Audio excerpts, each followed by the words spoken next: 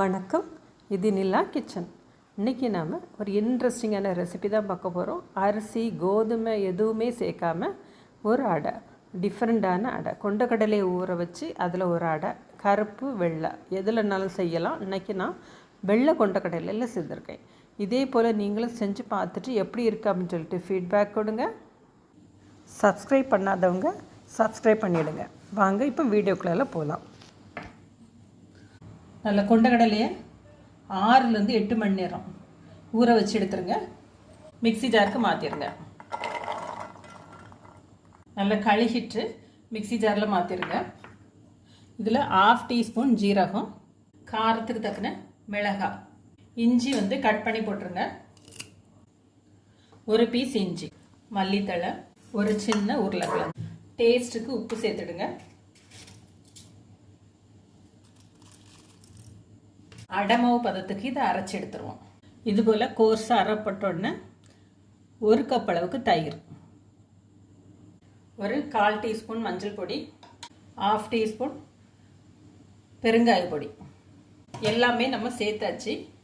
தேவைப்பட்டுனா தண்ணி மட்டும் சேர்த்து ஒரு அடமாவு பதத்துக்கு ஆட்டி எடுத்துருவோம். இந்த அளவுக்கு ஆட்டி எடுத்துருங்க. தேவைப்பட்டுனா தண்ணி சேர்த்துக்கிடலாம். அதனால் ஃபஸ்ட்டே இன்றைக்கி தண்ணி ரொம்ப விட்டுறாதுங்க. நமக்கு அடையாட்டு வார்க்கிறதுக்கு வரல அப்படின்னா கொஞ்சம் தண்ணி சேர்த்துக்குவோம். கட் பண்ண ஒரு வெங்காயம், கொஞ்சமாக கருவேப்பிலையும் போட்டு மிக்ஸி கழுவி கொஞ்சமாக தண்ணி விட்டுருங்க. அடமாவு பதத்துக்கு இருக்கணும். தண்ணி அந்த அளவுக்கு நீங்கள் பார்த்து விடுங்க.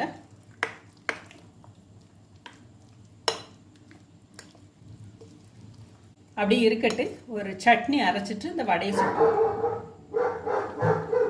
அப்படி இருக்கட்டு ஒரு சட்னியை அரைச்சிட்டு இந்த வடையை சுட்டுவோம். அப்படி இருக்கட்டும், சட்னி அரைச்சிட்டு அடையை சுட்டு எடுத்துருவோம். துருவின தேங்காய்,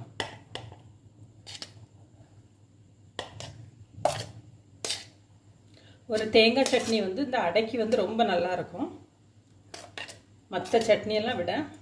இப்போ கருவேப்பிலை, 3 பல்லு பச்சை வெங்காயம், 4 பல்லு பூண்டு, 1/2 டீஸ்பூன் ஜீரகம், 1/2 டீஸ்பூன் ஜீரகம், 1/2 டீஸ்பூன் உப்பு. இவ்வளோ தான். ரொம்ப ஒரு சிம்பிளான ரெசிபி. காரத்துக்கு ஒரு பச்சை மிளகாய். நம்ம அடையிலையும் நிறைய பச்சை மிளகாய் போட்டிருக்கோம். காரம் அட்ஜஸ்ட் பண்ணி நீங்கள் போட்டுடுங்க. இப்போது இதை தண்ணி சேர்த்து நைஸாக அரைச்சி ஒரு தாளிப்பு கொடுத்தாலும் சட்னி ரெடி ஆயிரும். எண்ணெய் விட்டுக்கிடுங்க. சட்னி தாளிச்சிடலாம். சட்னி தாளிக்கிறதுக்காக கடாயில் எண்ணெய் வச்சுருங்க. தாளிப்பு கரண்டியில் கடுகு, 1/4 டீஸ்பூன் ஜீரகம், கடுகும் ஜீரகமும் பொரிஞ்ச உடனே வெங்காயம், கருவேப்பிலை. சட்னிக்கு வெங்காயம் தாளிப்பு கோல்டன் கலர் நல்லா வரணும். நல்லா முருகலாக வந்தால் தான் சட்னி வாசம் நல்லாயிருக்கும். பாருங்கள், இதே மாதிரி நல்லா செவக்க வந்ததுக்கப்புறமா ஆஃப் பண்ணிடுங்க. சட்னியில் தாளிப்பு கொட்டிடலாம். சட்னி ரெடி ஆயிடுச்சு. இப்போ நம்ம அடையை சுட்டு எடுத்துடலாம். தோசைக்கல் விடுங்க, இல்லைன்னா இதேமாரி ஒரு கடாய் விடுங்க. நல்லெண்ணெய் விட்டுடுங்க.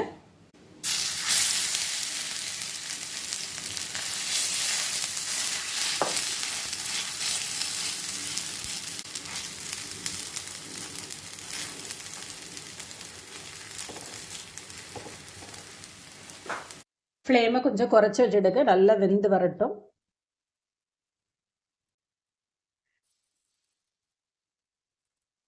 நம்ம அடை வார்க்கச்சில் எப்போவுமே நடுவில் 2 ஓட்டை போட்டுக்கிடுவோம் எண்ணெய் விடுறதுக்காக. அதேமாரி இதுலேயும் செஞ்சுருங்க. கொஞ்சம் இதில் எண்ணெய் விட்டு கொடுங்க.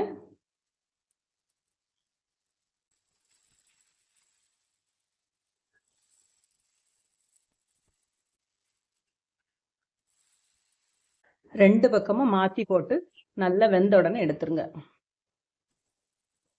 மீடியம் ஃப்ளேமில் வச்சு குக் பண்ணுங்க. அவுட்டர் நல்ல மொறுன்னு கிறிஸ்பாக இருக்கணும். உள்ளே ரொம்ப சாஃப்டாக இருக்கும். ரொம்ப ஒரு டேஸ்டியான அடை. ஏற்கனவே நாம் இந்த கொண்டக்கடலை வச்சு பலாஃபல் அரேபியன் டிஷ் ஒன்று போட்டிருக்கோம். அதுவும் நான் டிஸ்கிரிப்ஷனில் கொடுக்குறேன், வேணுங்கிறவங்க பார்த்துடுங்க.